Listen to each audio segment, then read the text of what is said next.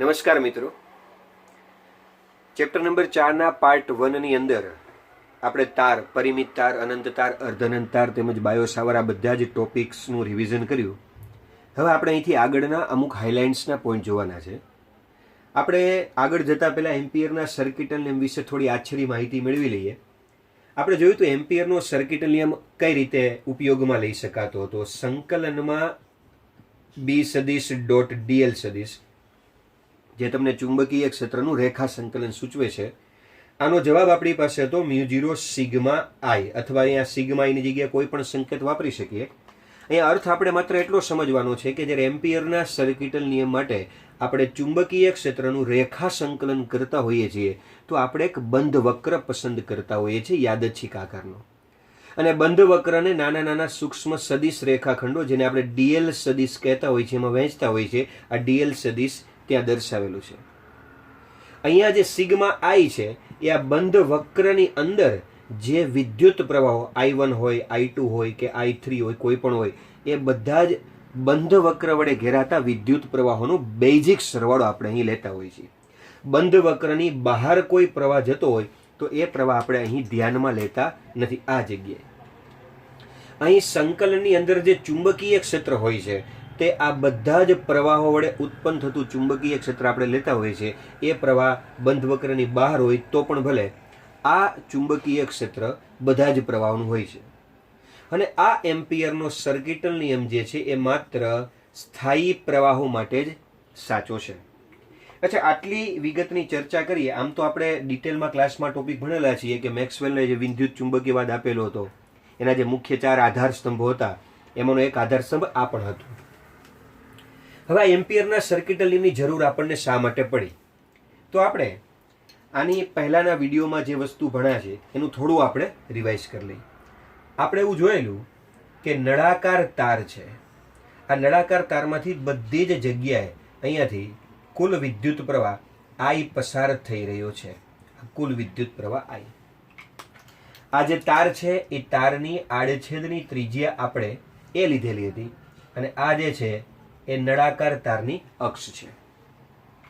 હવે આ તાર વડે આપણે તારની બહારના બિંદુ, ધારો કે R અંતરે આવેલા કોઈ P બિંદુ પાસે ચુંબકીય ક્ષેત્ર આપણે શોધવું છે. તો એનું સૂત્ર આપણે અનંત તાર માટે જે આપેલું છે, B બરાબર μ0I છેદમાં 2πr. આ સૂત્રનો આપણે ઉપયોગ કરી શકીએ છીએ. આ છે આપણે તારની બહારના ભાગની વાત કરીએ છીએ.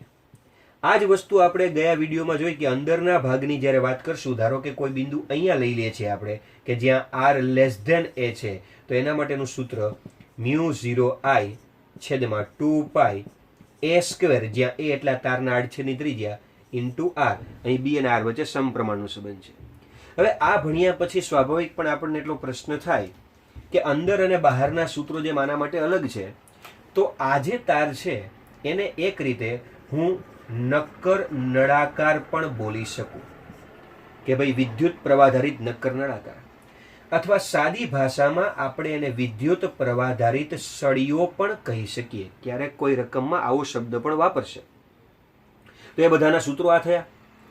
પણ હવે આનાથી જરાક થોડો ફેરફાર કરી અને આપણે એવું વિચારીએ કે અહીં એક તાર આ રીતે છે કે જે પોલા નળાકાર સ્વરૂપમાં છે. જો પોલા નળાકારના સ્વરૂપમાં આપણે વાત કરતા હોઈએ આ રીતના, કે જેને આપણે અલગ શબ્દમાં પાઇપ પણ બોલી શકીએ કે ભાઈ વિદ્યુત પ્રવાધારિત પાઇપ છે, પોલો નળાકાર છે. તો પોલો નળાકાર છે તો સ્વાભાવિક છે કે અહીંયાથી ક્યાંયથી વિદ્યુત પ્રવાહ પસાર નહીં થતો હોય, માત્ર સપાટીમાંથી એટલે કે પાઇપની દિવાલમાંથી પ્રવાહ પસાર થતો હશે. તો હવે આવા સમયે આપણે શું કરીશું? પાઇપની દિવાલમાંથી પસાર થતો હોય તો અહીંયા પણ આપણે એ વસ્તુ વિચારી શકીએ કે તારની અક્ષથી R જેટલા અંતરે P બિંદુ પાસે ચુંબકીય ક્ષેત્ર પૂછે તો આ પણ ખૂબ જ મોટી લંબાઈનો જ તાર છે, અનંત તાર જ છે. એટલે બહારના બિંદુની જ્યાં સુધી વાત છે ત્યાં સુધી આપણે આ જ સૂત્ર જે મોટી લંબાઈના તારનું છે, અનંત લંબાઈના તારનું, એનો આપણે ઉપયોગ કરીશું, μ0I છેદમાં 2πr. પણ જ્યારે અંદરના કોઈ બિંદુ, ધારો કે આ જગ્યાએ ચુંબકીય ક્ષેત્ર પૂછવાનું આવે તો હમણાં જે આપણે એમ્પિયરના સર્કિટલની વાત કરેલી હતી, અહીંયા આપણે બંધ વક્ર પસંદ કરવો પડે. અને આ બંધ વક્ર પસંદ કરું એટલે બંધ વક્ર વડે ઘેરાતો જે પ્રવાહ છે એ શૂન્ય થઈ જાય. એટલે આપણું જે સૂત્ર હતું સંકલનમાં B સદિશ ડોટ dl બરાબર μ0 સિગ્મા i, જ્યાં સિગ્મા i એટલે બંધ વક્ર વડે ઘેરાતા વિદ્યુત પ્રવાહનો બેઝિક સરવાળો. અહીં વાત અંદરના બિંદુની છે. બંધ વક્ર અહીં પસંદ કરેલો છે. આ બંધ વક્ર વડે ઘેરાતો પ્રવાહ કોઈ છે જ નહીં, કારણ કે પ્રવાહ દિવાલમાંથી પસાર થાય છે. એટલે આ શૂન્ય થઈ જવાથી ચુંબકીય ક્ષેત્ર શૂન્ય થઈ ગયું. એટલે પોલા પાઇપની અંદરના બિંદુએ ચુંબકીય ક્ષેત્ર શૂન્ય હોય છે, જ્યારે બહાર ચુંબકીય ક્ષેત્ર શૂન્ય હોતું નથી. આ આપણે વાત કરી પોલા પાઇપ વિશે. હવે આપણે વાત એવી કરીએ કે બિલકુલ નક્કર નળાકાર પણ નથી અને બિલકુલ પોલો કે જેને આપણે પાતળો પાઇપ કહીએ છીએ એવું પણ નથી. તો કયા પ્રકારનું છે? તો પાઇપ કંઈક આ રીતનો છે, જેને આપણે જાડો નળાકાર એવું પણ કહી શકીએ, થિક સિલિન્ડર. આ રીતે.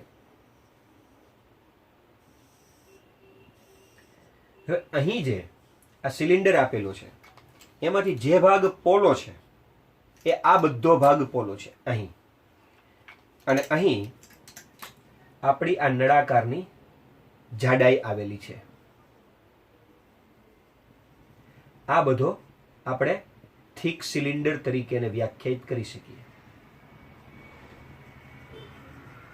હવે આ રીતે કોઈ સિલિન્ડર છે અને એમાંથી આપણે વિદ્યુત પ્રવાહ પસાર કરીએ છીએ. તો સ્વાભાવિક છે કે અહીં વિદ્યુત પ્રવાહ અત્યારે આપણે જે આ સંકેતમાં દર્શાવી રહ્યા છીએ બ્લુ કલર વડે, પ્રવાહ ત્યાંથી જ પસાર થશે.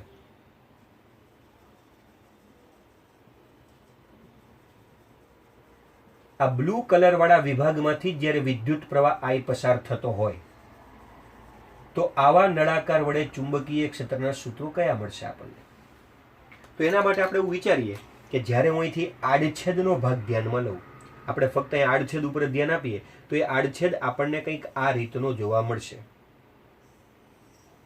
કે આ ભાગમાં છે એ વાહક પદાર્થ રહેલો છે જ્યાંથી પ્રવાહ પસાર થાય છે. અહીંયાનો ભાગ, આ જે છે વચ્ચેનો ભાગ, એ પોલો છે. આમ એનો આડછેદ દર્શાવેલો છે. એનો અર્થ એવો થયો કે પ્રવાહ ખાલી આ વિભાગોમાંથી જ પસાર થાય છે, એટલે કે પ્રવાહ માત્ર અહીંથી પસાર થાય છે. તો આવા સમયે અહીં આપણે એવું વિચારી શકીએ કે આ જે પાઇપ છે જાડો નળાકાર, એની આ જે ત્રિજ્યા છે જેને અંદરની ત્રિજ્યા આપણે કહીએ R1 છે અને બહારની ત્રિજ્યા જે છે એ R2 છે. હવે આવા સમયે અહીંયાની જો વાત કરીએ કે ભાઈ આ બિંદુ પાસે ક્યાંક ચુંબકીય ક્ષેત્ર શોધવું છે ક્યાંય પણ, તો ફરી પાછું હમણાં એમ્પિયરના સર્કિટલ નિયમ મુજબ જોયું છે પાઇપની અંદર અહીં ચુંબકીય ક્ષેત્ર શૂન્ય થશે, કારણ કે ત્યાં જો હું બંધ વક્ર પસંદ કરીશ તો એના વડે ઘેરાતો પ્રવાહ શૂન્ય છે.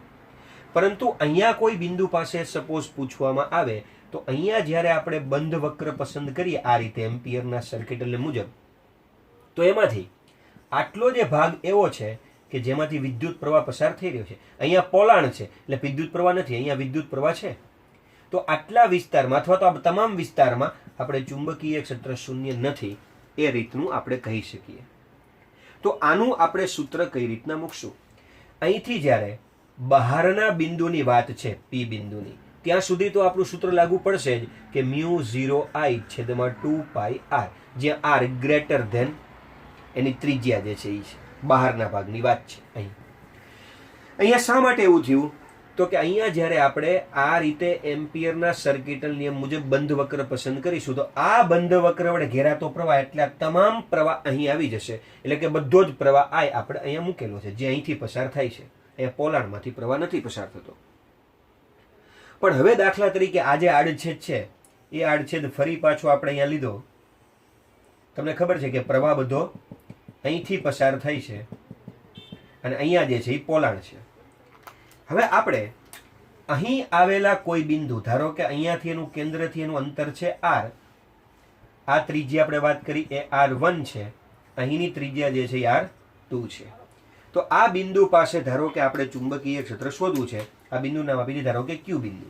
તો અહીં આપણે એમ્પિયરના સર્કિટલ નિયમ મુજબ બંધ વક્ર પસંદ કરેલો છે. હવે મિત્રો આપણે આ જે બ્લુ ટપકા કરેલો છે બધી જ જગ્યાએ પ્રવાહ પસાર થાય છે, પણ જ્યારે હું આ Q બિંદુની વાત કરું છું ત્યારે મારે માત્ર આટલો જે રેડ વડે આપણે દર્શાવીએ છીએ કલર વડે, એટલો પ્રવાહ જ ધ્યાનમાં લેવો પડશે અને એ પ્રવાહ જ આપણે આ જગ્યાએ મૂકવો પડશે.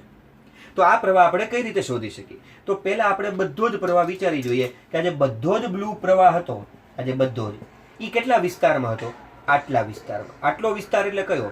ધારો કે આખી વાત કરીએ તો એનું ક્ષેત્રફળ હું લખી શકીશ પાઈ r2 સ્ક્વેર, કારણ કે મોટામાં મોટી ત્રિજ્યા r2 છે. આ બધો જ ક્ષેત્રફળ પાઈ r2 સ્ક્વેર થયો.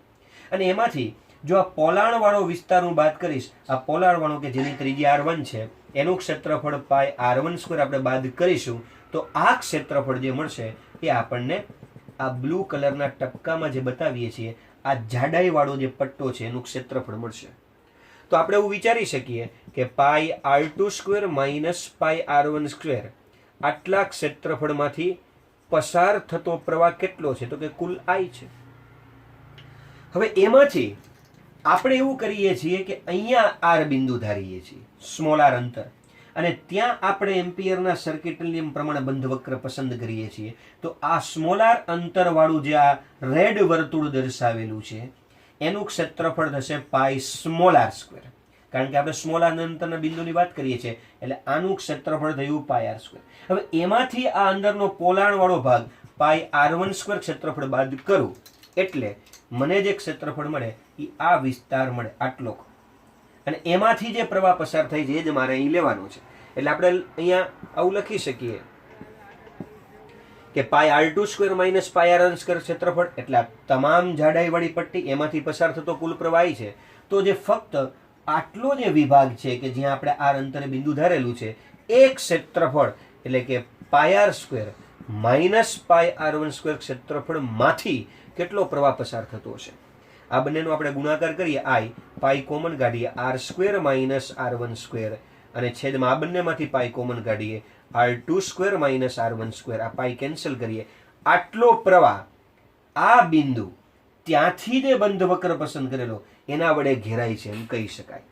તો હવે આપણે જે અહીંયા સૂત્ર લખવું હોય તો એ સૂત્રમાં ફેરફાર આપણે આ રીતનો કરી શકીએ અહીંયા કે હવે b બરાબર μ0, અહીં I જે હતો એ બહારનું બિંદુ હતું, બહારના બિંદુ વડે તમામ પ્રવાહ ઘેરાતો હતો એટલે આપણે કુલ પ્રવાહ I લખેલો. હવે કુલ પ્રવાહ I ની જગ્યાએ આપણે આ પ્રવાહ લખીશું I r square minus r1 square upon r2 square minus r1 square, અને છેદમાં આપણી પાસે જે આ સૂત્ર છે 2 પાઈ r, એ તો એમનું છે જ.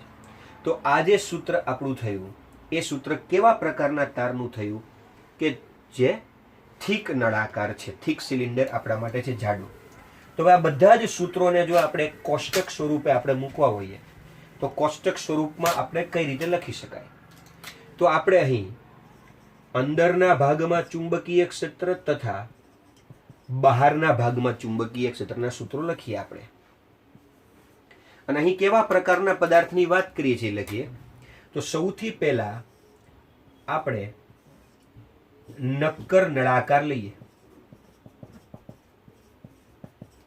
નક્કર નળાકાર કે જેને આપણે વિદ્યુત પ્રવાધારિત સળિયો પણ કહ્યો હતો. તો એના માટે આપણે આ અક્ષ છે, કોઈ પણ બિંદુ પાસે અહીંયા જઈએ, અહીંયા r અંતરે તો અંદર કહેવાય, r લેસ ધેન a. તો આ r લેસ ધેન a માટે આપણે કયું સૂત્ર આપેલું હતું? તો કે b બરાબર μ0 I છેદમાં 2 પાઈ a સ્ક્વેર ઇન્ટુ r. અંદરના ભાગમાં b ચાલે છે r વાળું સૂત્ર આપણે આપેલું. બહારના ભાગમાં જો આપણે અહીંયા જઈએ છીએ આ જગ્યાએ r ગ્રેટર ધેન a પાસે, p બિંદુ પાસે, તો આપણે કયું સૂત્ર આપેલું હતું અહીંયા? તો કે b બરાબર μ0 I અપોન 2 પાઈ r. અહીં b ચાલે છે 1 અપોન r, વ્યસ્ત સંબંધ છે. ચલો, એ આપણે વાત કરી નક્કર નળાકાર કે આ બધી જ જગ્યાએથી પ્રવાહ પસાર થતો હોય સળિયો. ત્યાર પછી આપણે વાત કરી હતી પોલો નળાકાર. પોલો નળાકાર એટલે કે વિદ્યુત પ્રવાહધારિત પાઇપ કે જેની દિવાલમાંથી જ પ્રવાહ પસાર થાય છે, માત્ર વચ્ચેથી પ્રવાહ નથી પસાર થતો, અહીંથી જ પસાર થાય છે. તો એના માટે અંદરના વિસ્તારમાં અહીંયા આપણે ચુંબકીય ક્ષેત્ર શૂન્ય કહ્યું છે, અને બહારના r અંતરે આવેલા બિંદુ પાસે આ જ સૂત્ર આપણે ઉપયોગ કરવાનો છે, μ0 I અપોન 2 પાઈ r. અને હવે જે આપણે વાત કરીએ છીએ એ આપણે વાત કરીએ છીએ જાડો નળાકાર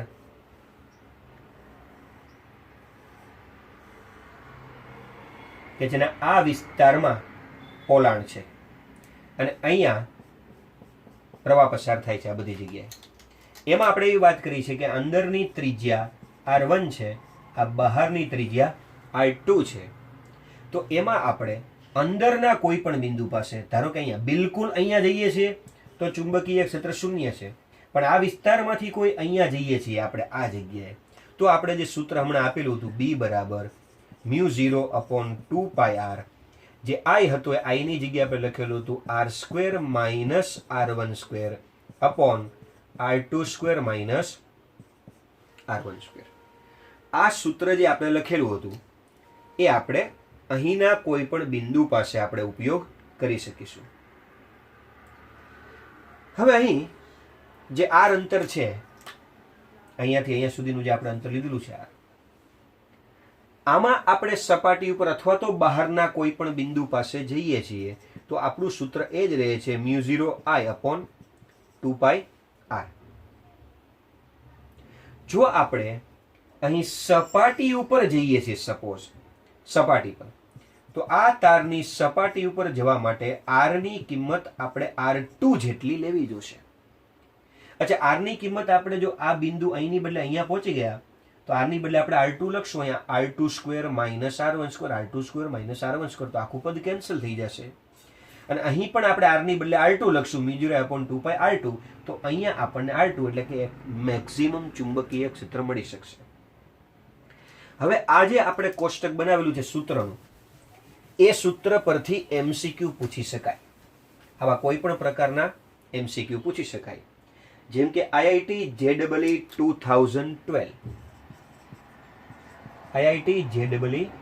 2012 માં એક પ્રશ્ન પૂછાયેલો તો આના જ ઉપરથી ગ્રાફિકલ ક્વેશ્ચન હતો। An infinitely long hollow conductive cylinder with inner radius R/2 and outer radius R। એટલે આ પ્રકારનો પ્રશ્ન છે એટલે આપણને ખ્યાલ જ છે, એટલે સીધા આડછેદ વાળો જ આપણે ફિગર અહીંયા દોરીએ છીએ, આકૃતિ। અંદરની ત્રિજ્યા R/2 કીધેલી છે અને બહારની ત્રિજ્યા R કીધેલી છે। carries a uniform current density along its length, the magnitude of the magnetic field B as a function of the radial distance R from the axis is best represented by, એમ કરીને આપણને 4 graph આપેલા છે। હવે આપણે ઇંગ્લિશનો પ્રશ્ન સમજવાની જરૂર નથી, આપણે ગુજરાતી માધ્યમમાં ભણી રહ્યા છીએ।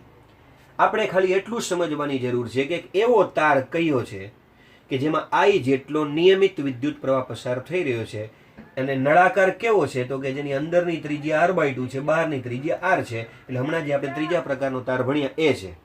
હવે આમાં B અને R નો આપણે આલેખ પૂછેલો છે। હવે તમે આપણે છે ને 4 ઓપ્શન પછી જોવા જઈએ, આપણે આપણી બુદ્ધિ મુજબ જરાક વિચારીએ કે બરોબર કેન્દ્રમાં હોય, એટલે કે ધારો કે અહીં અંતર R ની ચોખવટ કરતા હોય અને R 0 હોય, અહીંયા B હોય, તો બરોબર અહીંયા તો કે અહીંયા આપણે ચુંબકીય ક્ષેત્ર કેવું કહીએ છીએ? 0।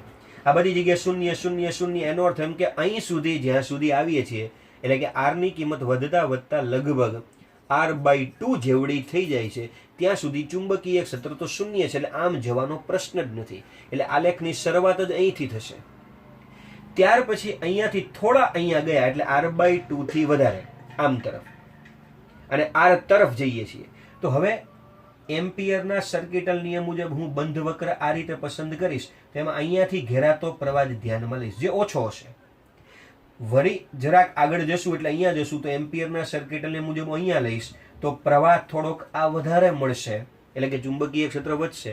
એમ કરતા કરતા આપણે અહીં સુધી પહોંચી જશું, ત્યાં સુધીમાં બધો જ પ્રવાહની અંદર ઘેરાઈ જશે। તો હમણાં જેમ છેલ્લે આપણે જોયું કે અહીં આપણને ચુંબકીય ક્ષેત્ર મહત્તમ મળશે, એટલે અહીંયા 0, આ બધી જગ્યાએ 0 જ રહેશે ચુંબકીય ક્ષેત્ર। R/2 સુધી પહોંચશું ત્યાં સુધી ચુંબકીય ક્ષેત્ર 0, R/2 થી R સુધી જશું ત્યાં સુધી ચુંબકીય ક્ષેત્ર વધશે। એટલે કે આલેખ આ રીતનો કંઈક બની શકે। અને અહીંયા પહોંચ્યા પછી જેમ જેમ બહાર તરફ જશું એમ તો આપણું B ચલે છે 1/r વાળું સૂત્ર આવી ગયું છે, એટલે અહીંયાથી પછી આલેખ આપણને આ રીતે વ્યસ્ત પ્રમાણનો મળી શકે। એક થોડુંક અહીંયા જોવા જેવું છે કે અહીંયા જેમ જેમ આગળ જશું એમ વિદ્યુત પ્રવાહ ઘનતામાં માઇનોર ચેન્જ થતો હોય છે, એટલે આલેખ બિલકુલ સુરેખ નહીં, બદલે થોડોક આ રીતનો મળી શકે. તો આજે IIT JEE 2012માં આ તાર ઉપરથી પ્રશ્ન પૂછાણો છે એની આ વાત હતી.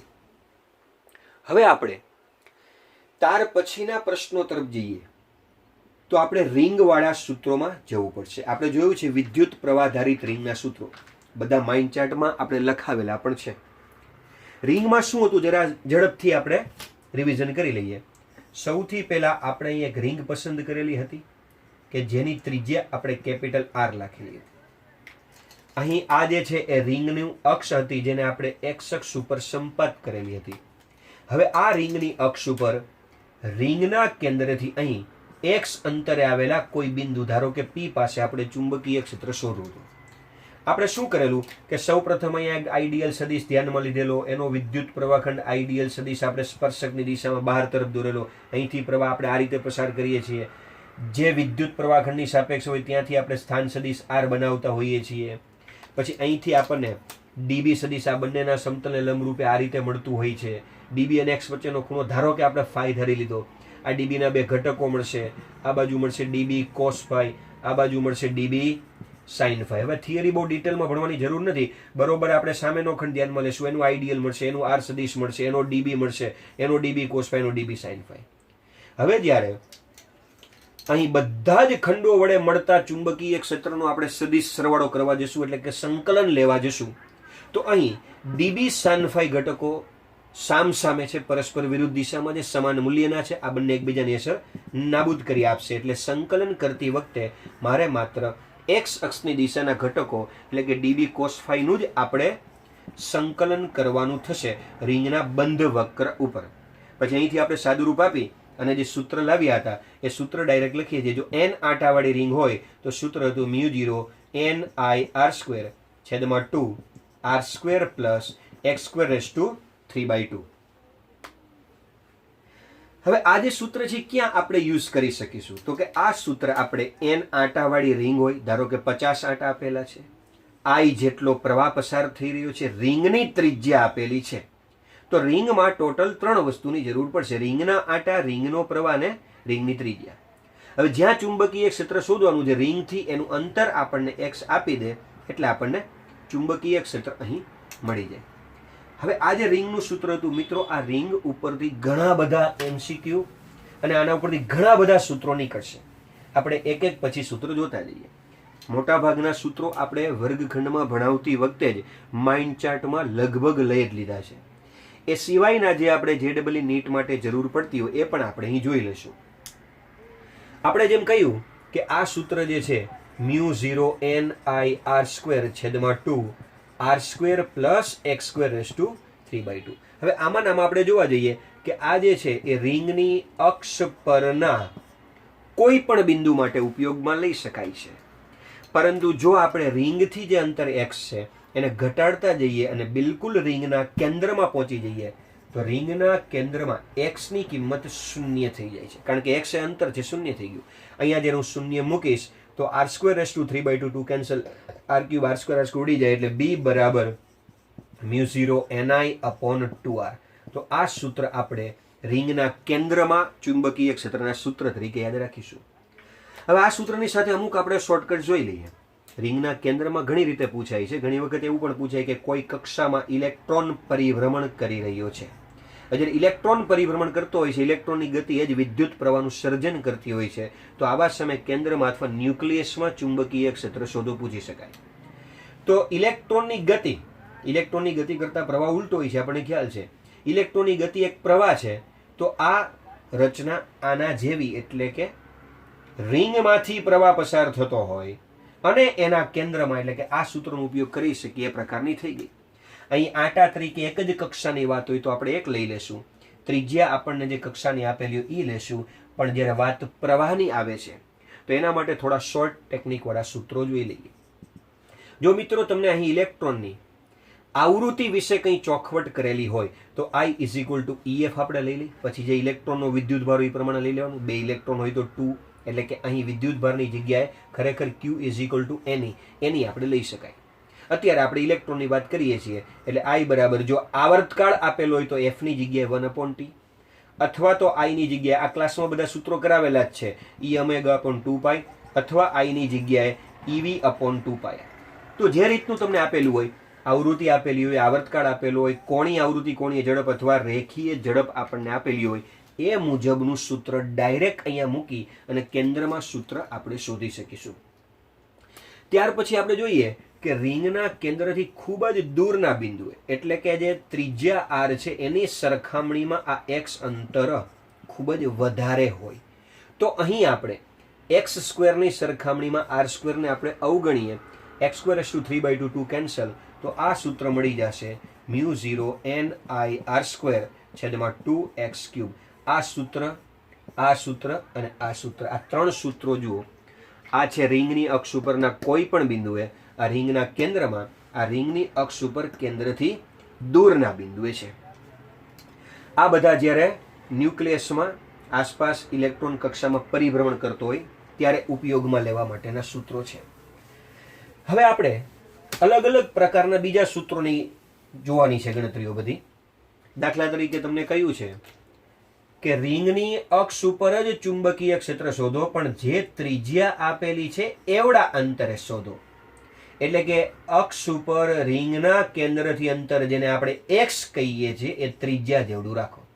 તો આ જગ્યાએ μ0 NIR²/2 r² + x²/3/2 એમાં જે x અંતર છે એની જગ્યાએ આપણે r મૂકી દઈએ એટલે 2r² થઈ જાય.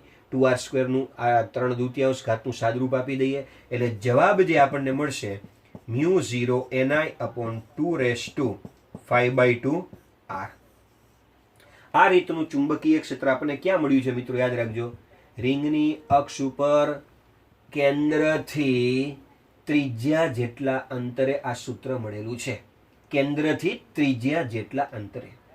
હવે જે MCQ ક્યાંક ક્યાંક પૂછાઈ ગયેલા છે એની ચર્ચા કરી લઈ કે હમણાં જ વાત કરીએ એમ કે રિંગના કેન્દ્રની જ્યાં સુધી વાત છે તો સૂત્ર μ0 NI/2r છે. અક્ષ ઉપરના કોઈ પણ બિંદુની વાત છે તો μ0 NIR² છેદમાં 2 r² + x²/3/2 છે. હવે આ બંનેના ગુણોત્તર ઘણી વખત પરીક્ષામાં પૂછાયેલા છે. સૌપ્રથમ આપણે આ બંનેનું જોઈએ. તમને એવો પ્રશ્ન પૂછે કે રિંગની અક્ષ ઉપર ત્રિજ્યા જેટલા અંતરે આવેલું ચુંબકીય ક્ષેત્ર અને રિંગના કેન્દ્રમાં બંનેનો ગુણોત્તર શોધો. હવે કોનો ગુણોત્તર પૂછે એ જોજો મિત્રો. B અને B કેન્દ્રનો પૂછે છે કે B કેન્દ્ર અને B નો, તો એ પ્રમાણે તમારે જવાબ લખવાનો થશે. અત્યારે હું આ બંનેનો ગુણોત્તર લઉં છું એટલે B/B કેન્દ્ર જો આપણે લઈએ છીએ તો μ0 NI/2⁵/2 r ઇન્ટુ, હવે આ છેદમાં છે એટલે ઉલટાવી નાખશું, 2r/μ0 NI. તો μ0 NI r આ બધું કેન્સલ થશે. 2⁵/2 એટલે 2 × 2⁵/3/2. આ 2 કેન્સલ કરીએ એટલે B/B કેન્દ્ર 1/2⁵/3/2 એટલે કે 1/2√2. 2 નો ઘન 8 નું વર્ગમૂળ 2√2. તો અહીંયા 1/2√2. હવે જો આ બંનેનો ગુણોત્તર કીધો હોય તો 2√2/1 આપણે ગોતી શકીએ આ રીતે.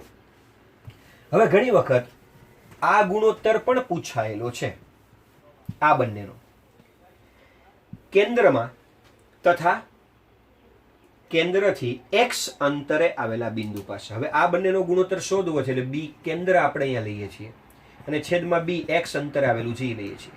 તો μ0 NI/2r અને આને આપણે ઉલટાવીને લખી નાખશું 2r² + x²/3/2 μ0 NIR². હવે આ બંનેના ગુણોત્તરમાં શું જવાબ આવશે આપણે થોડું ઝડપથી લઈએ. μ0 NI આપણે કેન્સલ કરી શકીએ છીએ, આ 2 આપણે કેન્સલ કરી શકીએ છીએ, r² × r એટલે આપણે અહીં r³ લખી શકીએ છીએ. હવે આ બંનેનો ગુણોત્તર B કેન્દ્ર તથા x અંતરે આવેલું. જો મિત્રો r² + x², મારે આમાંથી જ્યારે r² કોમન કાઢવા હોય તો આની પાસે r² નથી એટલે છેદમાં આપવા પડે, પણ એ r² આ 3/2 ઘાતના લીધે r³ 1 + x²/r²/3/2 r³ આ કેન્સલ કરીએ એટલે ગુણોત્તર આપણને આ રીતનો મળશે 1 + x²/r²/3/2. આ પણ એક પ્રકારનો MCQ થયો. હવે આના ઉપરથી અમુક સૂત્રો એવા નીકળે છે જેમ કે અહીંથી ત્રિજ્યા જેટલા અંતરે આપણે નથી જવું, પણ ત્રિજ્યાથી અડધું, સપોઝ આર છે તો અહીંથી આપણે r/2 અંતર પાસેની વાત કરવી છે, પી બિંદુ પાસે.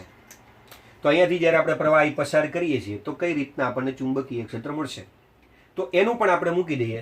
સૂત્ર છે μ0 ni r²/2 r² + x² 3/2. હવે શું કરવું છે, અહીંયા જ આપણે શોર્ટકટમાં ફટાફટ જોતા જઈએ કે અંતર જે x છે એ r/2 તમારે લેવાનું છે.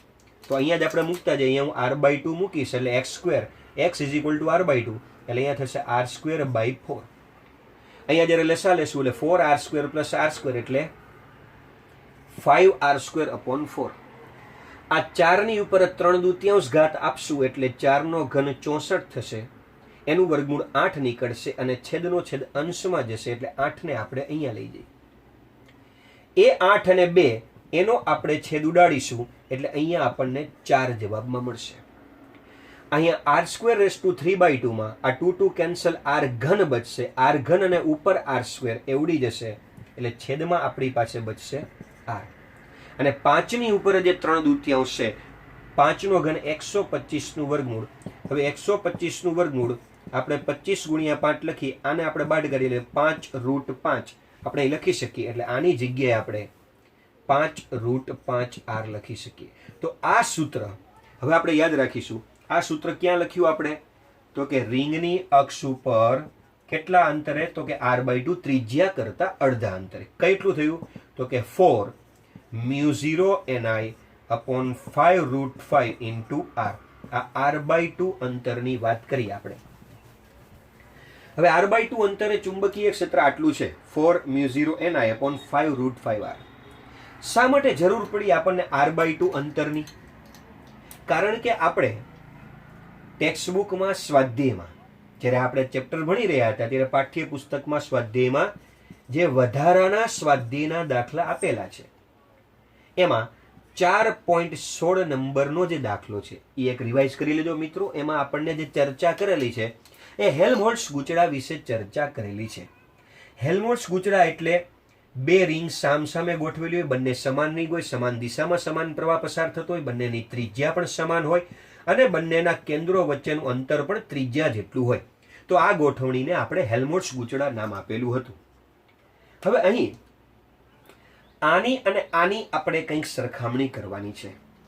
આ બંનેની સરખામણી કરવા માટે આપણે r/2 અંતર, તો અહીંયા પણ એવું થઈ શકે કે બંનેની ત્રિજ્યા r છે અને બંનેના કેન્દ્રો વચ્ચેનું અંતર પણ r છે, તો અહીંથી પણ r/2 અંતર, અહીંથી પણ r/2 અંતર, આ બિંદુ પાસેની ચર્ચા કરવી છે.